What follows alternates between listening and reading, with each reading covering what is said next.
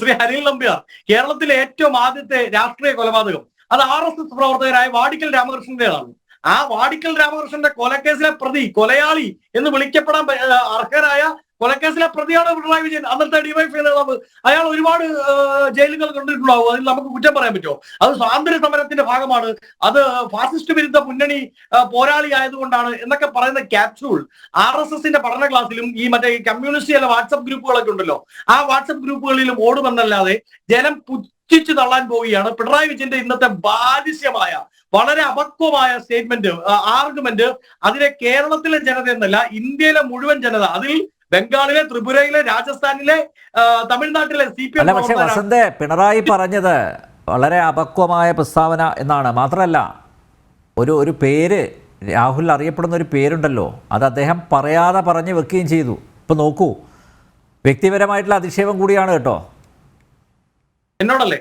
അതെ. അല്ല ശ്രീ അനിൽ നമ്പ്യാർ, നിങ്ങൾ, അതായത് ഞാൻ ഉദ്ദേശിക്കുന്നത് RSS പോലും രാഹുൽ ഗാന്ധി എന്ന നേതാവിനെ കടന്നാക്രമിക്കാൻ ഭയപ്പെട്ട് നിന്നിരുന്ന ഒരു കാലത്ത്, അദ്ദേഹത്തിന്റെ തുടക്കകാലത്ത് ഏറ്റവും ആദ്യം ആ പേര് പറഞ്ഞത് ഇവിടെ സഖാവ് VS അച്യുതാനന്ദനാണ്.